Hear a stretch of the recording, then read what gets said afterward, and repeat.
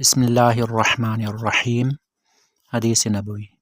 हज़रत इब्ने मसऊद रज़ियल्लाहु अन्हु बयान करते हैं, रसूलुल्लाह सल्लल्लाहु अलैहि वसल्लम ने फरमाया, अल्लाह उस शख्स के चेहरे को तरोताज़ा रखे जिसने मेरी हदीस को सुना, उसे याद किया, उसकी हिफाजत की और फिर उसे आगे बयान किया।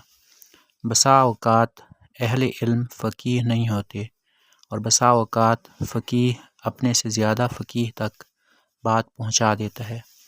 3 खसलतें ऐसी हैं जिनके बारे में मुसलमान का दिल ख़यानत नहीं करता। अमल खालिस अल्लाह की रज़ा के लिए हो, मुसलमानों के लिए खैर ख़ाही हो और उनकी जमात के साथ लगे रहना, क्योंकि उनकी दावत उन्हें सब तरफ से घेर लेगी, यानी हिफाजत करेगी।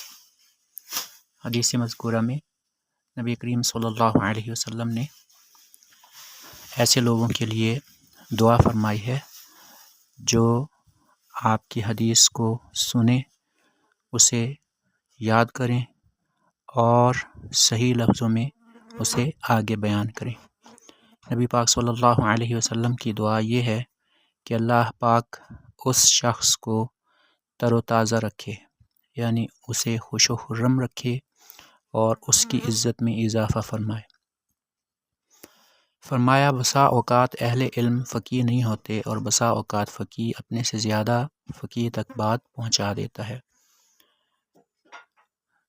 इस हदीस के पिछले और इन अल्फाज से ये समझ में आता है कि हदीस जिन अल्फाज में सुनी जाए उन्हीं अल्फाज में आगे बयान की जाए, यानी रावी अगर मुतबर है तो जिन अल्फाज में उसने हदीस बयान की है उन्हीं अल्फाज में आगे हदीस बयान करनी चाहिए।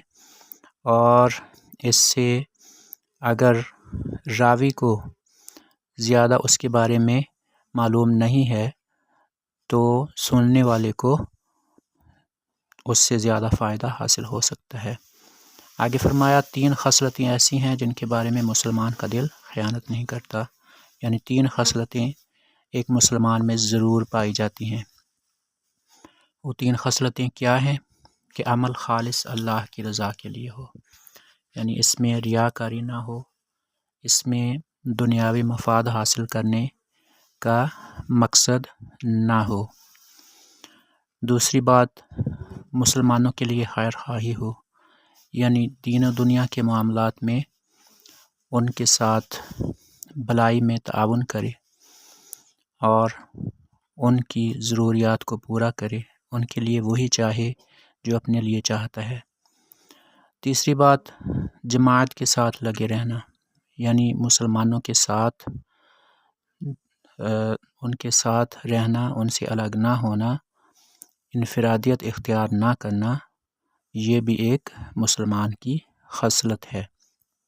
और जो मुसलमानों की जमात के साथ जुड़ा रहता है तो उसको एक ढाल मिल जाती है शैतान के वार से बचने के लिए, और उसकी हिफाजत होती है दुआओं के ज़रिए, यानी मोमिन को दुआओं की हिफाजत हासिल होती है शैतान से बचने के लिए।